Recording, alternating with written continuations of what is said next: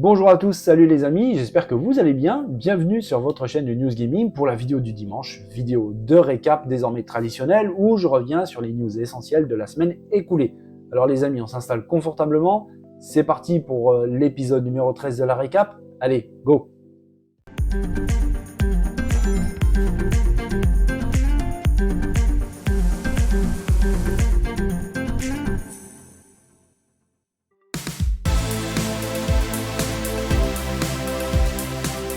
Pour cette récap, j'ai envie de revenir rapidement, les amis, sur un sujet qui m'a vraiment intéressé. Il m'a vraiment intéressé parce qu'il parle de Google, de YouTube, sur le gaming, notre passion, le jeu vidéo.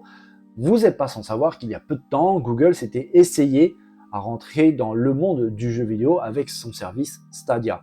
Alors vous connaissez très certainement Stadia, vous savez que ça a été un bid, un flop absolument monumental. Le service a été arrêté il n'y a pas très longtemps et je vous avoue, je l'ai même dit dans ma vidéo qu'au moment du lancement de Stadia, j'avais pas trop compris où est-ce que Google voulait en venir.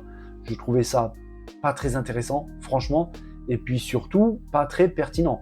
Parce que mettre en place tout un écosystème, un service, avec un nom que personne connaissait et comprenait, alors qu'ils ont YouTube, que YouTube est entré dans toutes les maisons ou presque, tout le monde utilise YouTube sur son téléphone, sur sa tablette, sur son ordinateur, maintenant sur les téléconnectés, YouTube est absolument partout, et pour moi, il aurait été logique de la part de Google d'utiliser YouTube pour pouvoir faire une percée dans le monde du gaming. C'était tellement simple et naturel que franchement, de mon côté, j'ai pas compris l'existence de Stadia. Je voyais vraiment pas où voulait en venir Google. Et puis alors en plus de ça, avec des erreurs stratégiques, marketing au niveau des prix, franchement, le projet est quasiment mort-né dès le début. C'est dommage, mais c'est comme ça. En tout cas, dans le monde du gaming, c'est assez impitoyable et la moindre erreur, très souvent, ça se paye cash. Ça a été le cas pour Stadia. Mais cette idée que j'avais eue d'avoir du gaming directement depuis YouTube, apparemment, les personnes de chez Google ont eu la même. Et il s'est avéré, il s'est révélé qu'actuellement, dans les locaux de Google, dans les locaux de YouTube, il y a une fonction toute nouvelle en bêta test qui est donc testée par certaines personnes de YouTube qui s'appelle YouTube Playable. Avec par exemple un onglet au sein de votre interface YouTube, vous aurez accès à un catalogue de jeux pour pouvoir jouer directement depuis votre navigateur, depuis votre application YouTube. C'est beaucoup plus intéressant. On verra vraiment ce qu'il en est au niveau de la technique, parce que je rappelle quand même que Stadia, même s'il est mort relativement rapidement, au niveau de la technique, c'était quand même très solide. Les gens qui ont eu la chance de pouvoir l'essayer à son tout début, à chaque fois étaient impressionnés par la qualité de la technique de Stadia et donc de Google, avec très peu de latence. C'était vraiment solide. Malheureusement, on connaît la suite, ça s'est fini vraiment très rapidement. Alors, est-ce qu'ils vont utiliser la même technique pour YouTube Playable? C'est possible. Toujours est-il que cette fonctionnalité est en test actuellement dans les locaux de Google et de YouTube avec un jeu, je vous l'avais montré sur la vidéo où je parlais de cette news, qui permet donc de, je pense, tester la fonctionnalité. Est-ce que ça marche? Est-ce que c'est réalisable? Est-ce que c'est pertinent de le faire? À mon sens, je pense que oui. On verra vraiment ce qu'il en est plus tard, mais apparemment Google n'a pas encore dit son dernier mot et surtout n'a pas abandonné l'idée de mettre un pied dans le gaming. Alors il voit que la concurrence et les copains commencent à prendre vraiment beaucoup de place, Netflix notamment, Amazon, Apple. Je pense que Google, évidemment, voudrait aussi un petit peu sa part du gâteau, mais c'est vrai qu'avec Stadia, c'était très mal embarqué. Avec YouTube, je pense franchement qu'ils ont une chance là-dessus.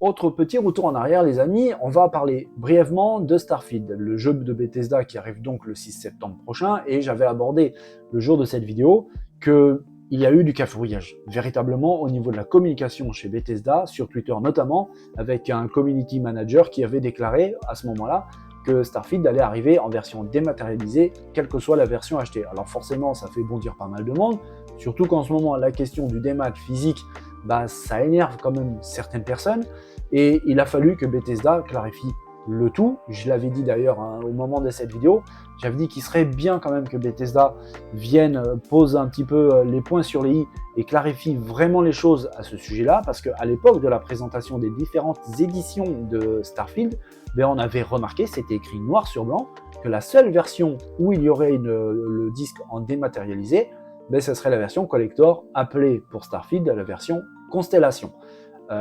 Donc cette prise de parole du community manager est venue un petit peu embrouiller les pistes, ça a mis un petit peu tout le monde sur les dents. Bethesda, bien évidemment, est revenu un petit peu et a clarifié les choses et c'est confirmé, oui, Starfield arrive en physique sur toutes les éditions, sauf la version collector qui s'appelle l'édition Constellation, et sur PC, toutes les éditions seront en dématérialisé. Donc si vous voulez jouer avec Starfield en version physique, si vous avez envie d'avoir la boîte avec le disque à l'intérieur, le jeu en version physique, ben, il vous faudra jouer sur Xbox, sur les éditions standard. À partir de la collector, ça sera du dématérialisé et les versions PC seront toutes en démat également.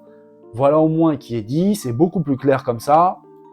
Il fallait, je l'avais dit, il fallait franchement que Bethesda vienne un petit peu clarifier tout ça parce que bah, il y a eu une grosse confusion dessus. Internet était un petit peu chaud patate et je vous raconte pas Twitter. Là au moins tout est clair. Si vous voulez du physique, c'est sur Xbox et les versions intermédiaires et standard.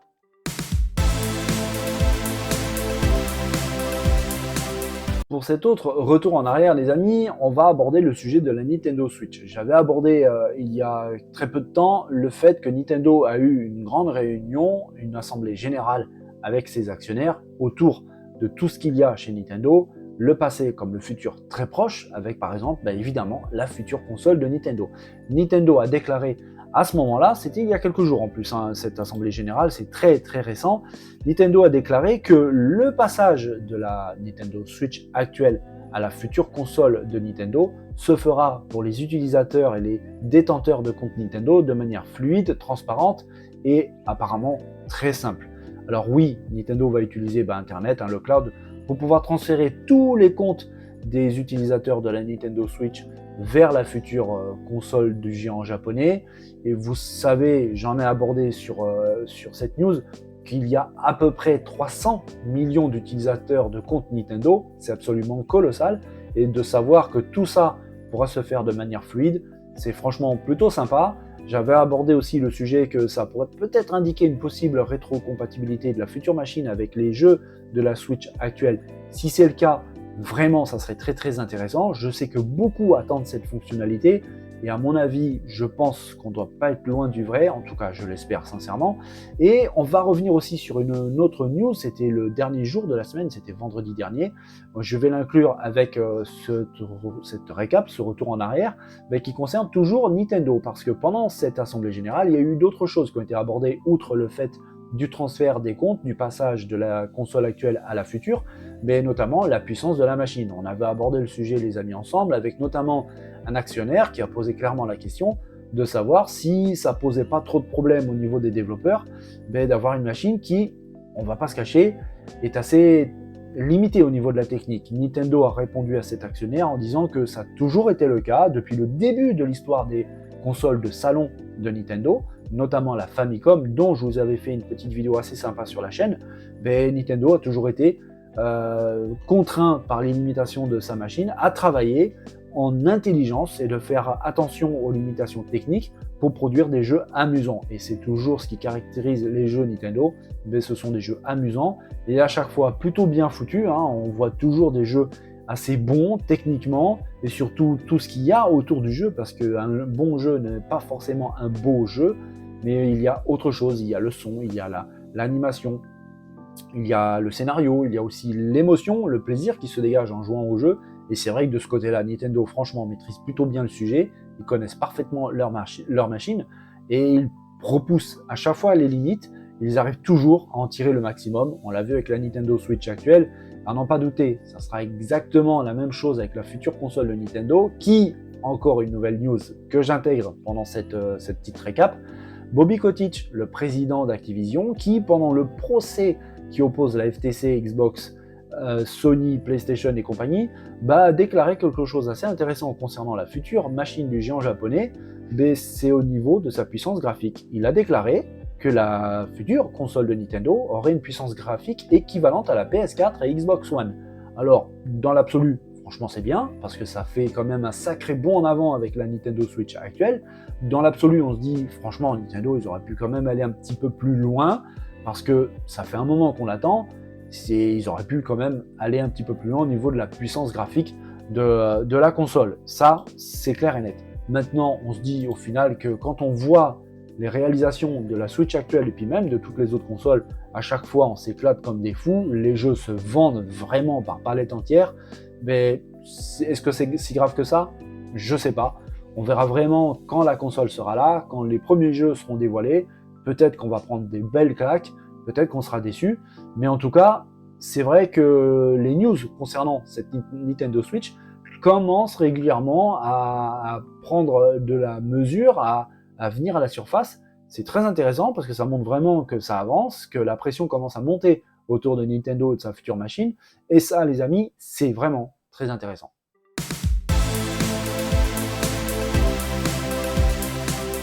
Autre récap les amis, pour une news vraiment très intéressante. Quand j'ai vu ça, j'étais vraiment très content et je me suis dit franchement ça va intéresser du monde parce que c'est un jeu qui a véritablement plu à énormément de monde. Le 2 de ce jeu-là a eu un succès colossal, c'est une vraie dinguerie. Et le remaster de Red Dead Redemption, franchement, ça fait plaisir. Ce titre donc, Red Dead, j'en fais partie.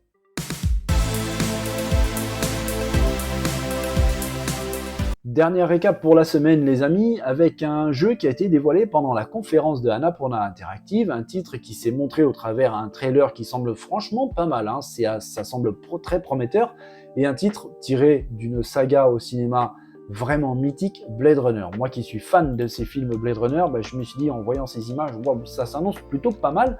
En tout cas, la sensation renvoyée par le trailer montre quelque chose de véritablement prometteur, ambitieux, avec un style graphique, une patte graphique qui rappelle évidemment et qui colle parfaitement à l'ambiance du film Blade Runner. Alors malheureusement, on ne sait pas grand-chose. Alors on sait que c'est un jeu solo, un jeu d'action-aventure, un thriller futuristique, évidemment c'est Blade Runner, cyberpunk, évidemment c'est Blade Runner, mais à part ça, on n'en sait pas plus, hein. On ne connaît pas le gameplay, les mécaniques du gameplay, on ne sait rien du tout à propos du scénario, et puis on ne sait évidemment rien du tout à propos d'une possible date de sortie, que ce soit une date précise ou même une fenêtre de sortie, on ne sait pas, donc ça me laisse penser quand même qu'il va falloir attendre pas mal de temps avant de pouvoir mettre la main sur ce Blade Runner 2033 Labyrinthe qui, de toute façon, développé par Annapurna, me laisse quand même en confiance, à mon avis. Ça va être tout bon, mais il va falloir être patient les amis, si vous êtes fan de Blade Runner, ça ne sera pas tout de suite, mais en tout cas, ça s'annonce plutôt pas mal. Voilà, on arrive à la fin de cette récap, les amis, où je suis revenu sur les news les plus importantes, essentielles que j'avais abordées dans la semaine écoulée. J'espère vraiment que cette vidéo vous a plu. Les amis, je vous souhaite à tous un bon week-end, un bon dimanche. Profitez des vôtres. Prenez soin de vous. N'oubliez pas de vous amuser. Je vous dis à très bientôt pour la reprise des news gaming. Je vous dis à très bientôt. Allez, bon dimanche, bye bye.